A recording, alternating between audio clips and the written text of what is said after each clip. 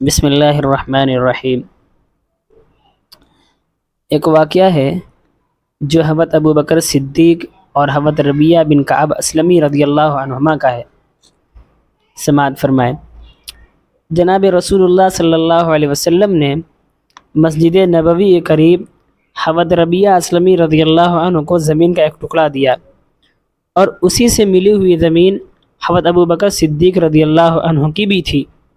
وہاں ایک کھجور کا درخت کھڑا ہوا تھا۔ جب ربیعہ اسلمی رضی اللہ عنہ کے نام وہ زمین کر دی گئی تو ان دونوں حضرات میں اس کھجور کے درخت کے سلسلے میں اختلاف رائے ہوا۔ حضرت ابو بکر رضی اللہ عنہ کی رائے یہ تھی یہ درخت میری زمین میں ہے، اور حضرت ربیعہ اسلمی رضی اللہ عنہ یہ کہنا چاہتے تھے کہ اللہ کے نبی صلی اللہ علیہ وسلم نے جو زمین میرے نام کی ہے یہ درخت اس زمین میں ہے۔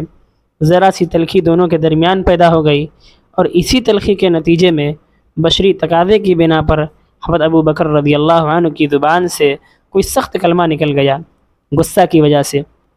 اس وقت تو بول گئے، لیکن کچھ ہی دیر کے بعد ان کو یہ احساس ہو گیا کہ میری زبان سے ایسا کلمہ نکلا ہے جس سے میرے ساتھی کو تکلیف ہو گئی ہے، پس پریشان ہو گئے۔ فوراً ربیعہ اسلمی رضی اللہ عنہ کے پاس گئے اور بڑی عاجزی کے ساتھ فرمایا، کلی یا ربیعۃ مثل ما قلت لک حتی تکون قصاصا۔ ربیعہ، جو کلمہ میں نے تمہارے سلسلے میں اپنی زبان سے کہا ہے وہی کلمہ تم میرے بارے میں بھی کہہ دو، تاکہ دنیا میں ہمارا تمہارا معاملہ صاف ہو جائے، آخرت کے لیے کچھ باقی نہ رہے۔ حضرت ربیعہ اسلمی رضی اللہ عنہ نے فرمایا کہ حضرت، میں یہ کلمہ آپ کی شان میں اپنی زبان سے نہیں ادا کر سکتا۔ حضرت ابو بکر رضی اللہ عنہ نے اصرار کیا کہ تم کو یہ بات میرے سلسلے میں کہنی ہوگی تاکہ معاملہ دنیا کے اندر رفع دفع ہو جائے، آخرت کے لیے کچھ باقی نہ رہے۔ لیکن حضرت ربیعہ رضی اللہ عنہ جرأت نہیں کر پا رہے تھے اس کلمہ کو اپنی زبان سے نکالنے کے لیے۔ اصرار کے باوجود انہوں نے انکار کیا۔ حضرت ابو بکر رضی اللہ عنہ نے فرمایا کہ اگر تم نے وہ کلمہ میرے لیے زبان سے نہیں نکالا تو میں جناب رسول اللہ صلی اللہ علیہ وسلم کی خدمت میں حاضر ہو کر تمہاری شکایت کروں گا۔ حضرت ربیعہ نے فرمایا کہ حضرت، آپ کی جو مرضی آپ وہ کریں، لیکن میں وہ انداز اختیار نہیں کر سکتا جو آپ نے میرے ساتھ اختیار فرمایا تھا۔ چنانچہ ابو بکر صدیق رضی اللہ عنہ پیغمبر علیہ الصلاۃ والسلام کی خدمت میں روانہ ہوئے، اور ربیعہ اسلمی رضی اللہ عنہ فرماتے ہیں کچھ دیر تو میں کھڑا رہا اور سوچتا رہا کہ کیا جذبہ اللہ نے صدیق اکبر رضی اللہ عنہ کو عطا کیا ہے۔ پھر سوچا کہ چلو ہم بھی ساتھ چلتے ہیں، دیکھیں گے کہ پیغمبر علیہ السلام سے کیا کہا جا رہا ہے اور آپ صلی اللہ علیہ وسلم کیا جواب دیتے ہیں۔ چنانچہ حضرت ربیعہ رضی اللہ عنہ بھی پیچھے پیچھے چلے۔ اسی درمیان ربیعہ اسلمی کے قبیلے کے لوگ راستے میں مل گئے۔ انہوں نے پوچھا کہاں جا رہے ہو، کیا معاملہ ہو گیا ہے؟ بتایا گیا کہ ایسی ایسی بات ہو گئی ہے۔ تو قبیلے بنو اسلم کے لوگ حضرت ربیعہ اسلمی رضی اللہ عنہ سے کہنے لگے کہ ہم بھی تمہارے ساتھ چلتے ہیں، اس لیے کہ قبیلے کا مسئلہ ہے، نہ جانے تمہاری کیا شکایت کی جائے۔ ایک مجمع ساتھ چلنے کو تیار ہو گیا۔ حضرت ربیعہ نے فرمایا اپنے تمام قبیلوں والوں کو وہی رکا اور ارشاد فرمایا، میں تمہیں اس معاملے میں دخل دینے کی کوئی ضرورت نہیں ہے، یہ میرا اور ابو بکر کا معاملہ ہے۔ جانتے ہو صدیق اکبر کون ہیں؟ آپ صلی اللہ علیہ وسلم کے چہیتے اور ان کے یار غار ہیں۔ اگر انہوں نے مڑ کر دیکھ لیا کہ ایک جماعت ربیعہ کے ساتھ آ رہی ہے اور ناراضگی کا اظہار کر دیا تو خدا کی قسم ربیعہ بھی برباد ہو جائے گا اور اس کے خاندان والے بھی۔ گردے یہ دونوں حضرات آپ صلی اللہ علیہ وسلم کی خدمت میں حاضر ہوئے۔ حضرت ابو بکر رضی اللہ عنہ نے حاضر خدمت ہو کر مکمل داستان بیان کی۔ پھر فرمایا میں یہ چاہتا ہوں کہ ربیعہ وہی کلمہ میرے سلسلے میں کہہ دیں جو میں نے کہا تھا تاکہ یہ معاملہ دنیا میں صاف ہو جائے، لیکن ربیعہ یہ کہنے کے لیے تیار نہیں ہے۔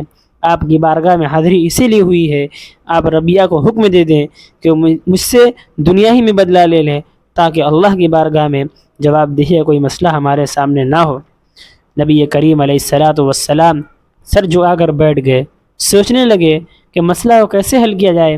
آپ بھی جانتے تھے اگر میں بھی ربیعہ سے یہی کہوں گا کہ تم بھی ابو بکر سے وہ کلمہ کہہ دو تو وہ بھی کہنے کو تیار نہیں ہوں گے، اور اس کے بغیر ابو بکر مطمئن نہیں ہوں گے۔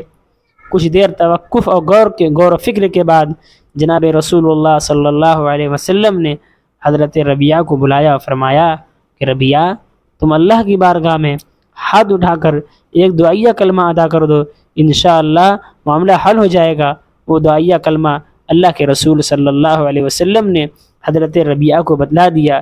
حضرت ابو بکر صدیق رضی اللہ عنہ اللہ کے رسول صلی اللہ علیہ وسلم کے فیصلے کے انتظار میں کھڑے ہیں۔ ربیعہ نے پیغمبر علیہ السلام کی ہدایت کے مطابق اپنے ہاتھ کو اٹھایا اور دعا کی، غفر اللہ لکا یا ابا بکر، اے اللہ ابو بکر کی مغفرت فرما اور ان کو معاف فرما۔ اس دعا کا سننا تھا کہ صدیق اکبر رضی اللہ عنہ کی آنکھوں سے آنسو نکل پڑے۔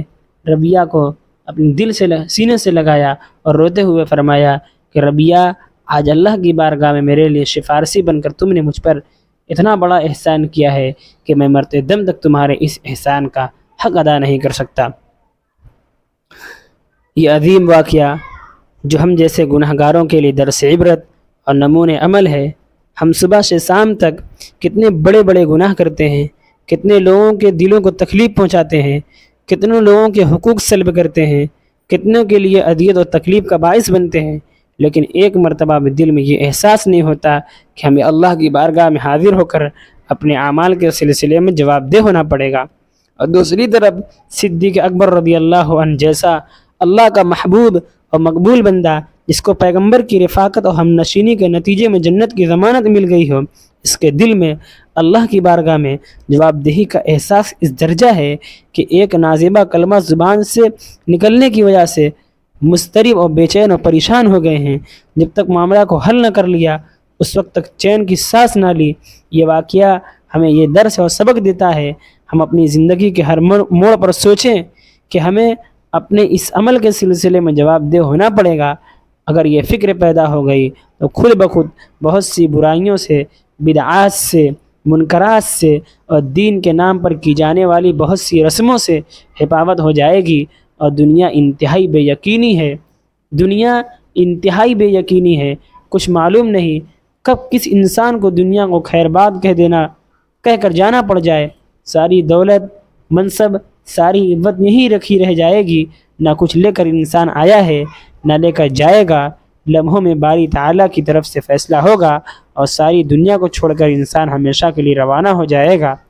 جس دنیا کے لیے اس نے حلال اور حرام کو ایک کر رکھا ہے، جائز اور ناجائز کو ایک کر رکھا ہے، دین اور غیر دین کو ایک کر رکھا ہے، جس کے لیے اس نے ساری توانائیوں کو صرف کر دیا ہے، ایک لمحہ کے اندر اس دنیا کو چھوڑ کر جانا ہے۔ ہوتا یہ ہے انسان اپنی پوری فکر کو اسی دنیا میں لگا دیتا ہے اور آخرت کی فکر اس کے دل کے اندر پیدا نہیں ہوتی۔ جناب رسول اللہ صلی اللہ علیہ وسلم سے فکر آخرت کا سبق لینے کی ضرورت ہے۔